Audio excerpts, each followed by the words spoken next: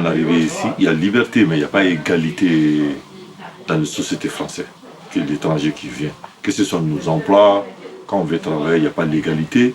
Plus que l'accès au logement, il n'y a pas de l'égalité. On est écarté de tout, il n'y a pas de l'égalité. Ils travaillent sur nous, il y a le logement, tout ça, ils payent l'impôt.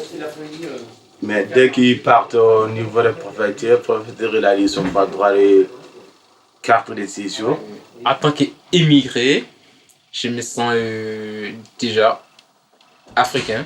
C'est ce on te le fait comprendre hein, déjà en France. Tu te rends compte qu'il y a une telle précarité des gens et un tel poids des médias et du spectacle ambiant que en fait, ça rentre dans le crâne de tout le monde et que les gens véhiculent eux-mêmes le discours qui tend à les diviser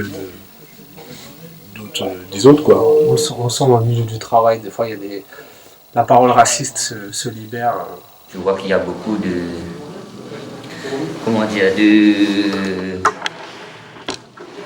pas de persécution, mais comment dire ça? Je trouve pas le mot.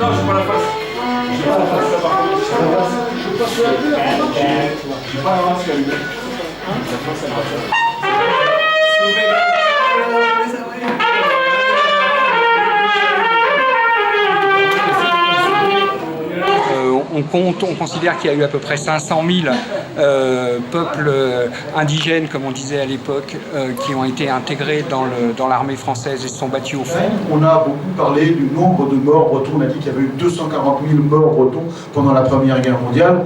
Le fait de s'engager dans l'armée, le fait d'être appelé et d'aller faire son service militaire en cas de guerre, eh bien, en montrant son courage, en devenant un héros, c'est une façon de sortir de sa condition. Et donc, en mourant pour la France, eh bien, ils deviennent des hommes, des vrais. Et on a à peu près 500 000 personnes qui travaillent aussi dans la production, pour remplacer les hommes partis au front. Et donc là, on estime aussi à 500 000, donc 225 000 travailleurs immigrés, donc des régions limitrophes, et puis 250 000 peuples colonisés, principalement chinois ou indo-chinois, puisque le gouvernement considérait que ces hommes étaient moins guerriers et donc les a plutôt réservés à la production. Et donc, oui, les Sénégalais, comme les autres, n'avaient pas le choix, quoi. Les populations colonisées étaient obligées de faire la guerre pour la France. Donc, voilà. La particularité, c'est que après, ils n'ont pas eu de retraite comparable à ce qu'ont eu les autres qui avaient fait la Première Guerre mondiale. Donc, j'ai décidé il y a quelques années d'écrire un livre concernant une de ces choses et pour la faire connaître au grand public, tout simplement pour le devoir de mémoire. J'ai fait des réquisitions judiciaires, l'armée n'a pas répondu ou a répondu à côté. On a été consulter les archives une première fois. Et là, le deuxième bureau, qui est pour les connaisseurs, c'est le deuxième bureau, sinon pour les autres, c'est les services secrets de l'époque.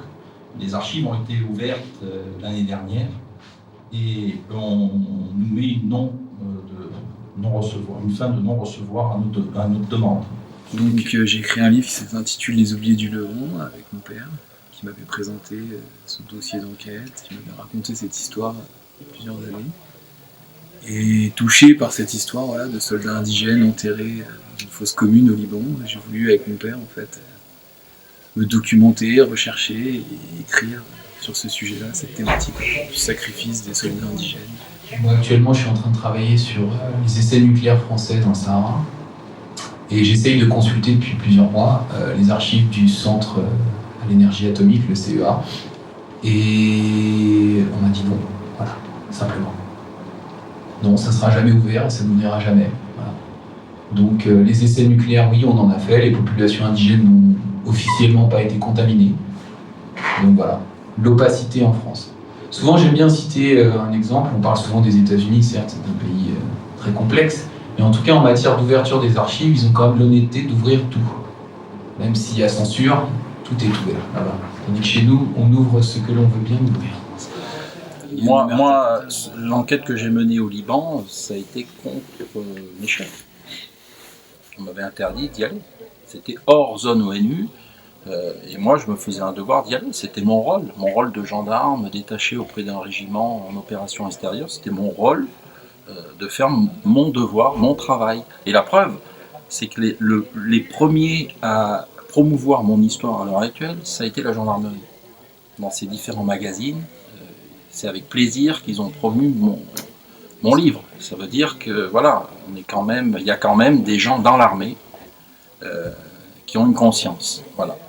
Mais je pense que la conscience, elle est annihilée par le pouvoir politique à un moment donné quand vous avez affaire à des carriéristes. Il faut voir une chose, c'est que l'officier en général qui est à la tête d'une section, il a une chignole. Une chignole, c'est un nerf de bœuf en fait. En gros, il cogne sur ses troupes lorsqu'elles ne veulent pas avancer. Donc il y a un traitement des soldats indigènes qui est quand même assez brutal et assez violent. Il y a des gens dans des villages qui ont été massacrés parce qu'ils s'étaient introduits dans un camp français pour voler de la nourriture. Et après, tués, enterrés au milieu du camp, et puis on a fait croire au chef du village, non, on n'a vu personne. Ouais. Voilà, il y a tout ça, et ça fait partie de la grande muette, on n'en parle pas.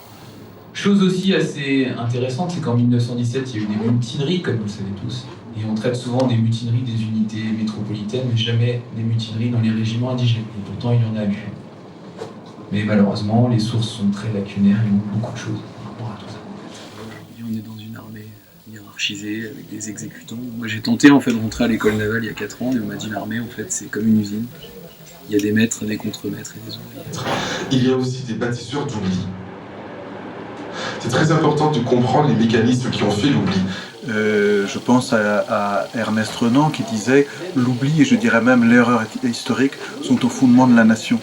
Et donc pour bâtir le roman national dont nous parlent aujourd'hui des gens comme Sarkozy, Fillon, Manuel Valls, etc., pour bâtir ce roman national, eh bien, il faut gommer tout ce qui a été l'histoire des peuples minoritaires. Donc au peuple minoritaire de faire en sorte que ça ne soit pas gommé pour pouvoir ensuite se battre et aller de l'avant. Et souvent, il faut réécrire l'histoire. Donc pour réécrire l'histoire, il faut aller chercher des témoignages, il faut aller aux sources.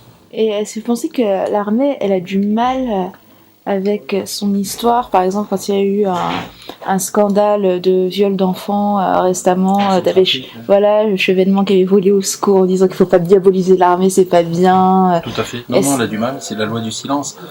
Mais pour revenir sur ce que tu disais, oui, on Centrafrique. Il y a des preuves, il y a des dossiers qui ont été montés par des fonctionnaires de l'ONU. C'est minimisé parce qu'il n'y a aucun procès. On a entendu parler de procès de ces légionnaires ou de ces maçons qui ont agressé sexuellement des enfants. Quoi. Mais s'il y avait que ça. Oui, s'il y avait que ça. L'apport de 1916, l'apport d'une part étrangère très importante, a modifié d'une part les relations que pouvaient avoir les travailleurs français avec les travailleurs étrangers, mais aussi les peuples colonisés se sont rendus compte en travaillant en France que le statut de l'indigénat qu'on leur imposait n'avait pas de sens, puisqu'en France on pouvait avoir des relations égalitaires, même si pendant toute la période de guerre, l'armée a fait en sorte d'isoler les travailleurs étrangers ou les peuples colonisés pour justement éviter ces contagions. Ceux qui ont combattu, on va dire la classe ouvrière, le monde paysan, parce que c'est eux qui étaient dans les tranchées, c'est eux qui sont sortis. Moi, en 2001, lors des manifestations de gendarmes, c'est ce que j'avais dit à un officier, puisque j'étais un des leaders, on va dire, malgré moi, des manifestations de gendarmes à Paris. J'avais dit à un officier, si en 14 les officiers étaient sortis des tranchées, en premier, ça aurait été différent. Sur cette butte-là, il n'y avait pas de gigolette, pas de marlou ni de beau muscadin. C'était loin du moulin de la galette, et le Paname qui est le roi des patelins. Ce qu'elle en a vu du bon sang cette terre, sans d'ouvriers, sans de paysans, car les bandits qui sont cause des guerres n'en meurent jamais, ont tué les innocents. La butte rouge c'est son nom, battait celui un matin, où tous ceux qui grimpaient roulaient dans le ravin. Aujourd'hui il y a des vignes, il pousse du raisin, qui boira de ce vin-là, boira le sang des copains. Je quitte ces travailleuses et travailleurs confrontés à devoir approfondir leurs réflexions, en plus du positionnement de classe, sur tout ce qui fonde et perpétue les oppressions sexistes et racistes, que chaque génération digère et à laquelle elle apporte sa propre compréhension. Des maçons creusois du 19e siècle aux travailleurs bretons montés à Paris, puis ceux venus d'Europe ou d'Afrique aujourd'hui. Nous sommes les catégories dominées, confrontées aux mêmes stratégies d'exploitation et aux mêmes regards qui dominent pour asservir plus facilement.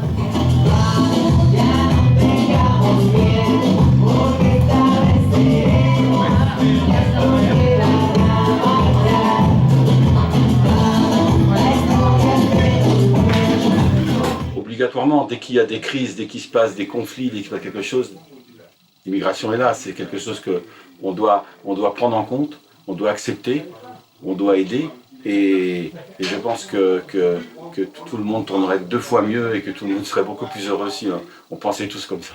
On se pose pas des milliards de questions avant d'agir ensemble et de lutter pour que tout le monde, que la société soit mieux et surtout le travail.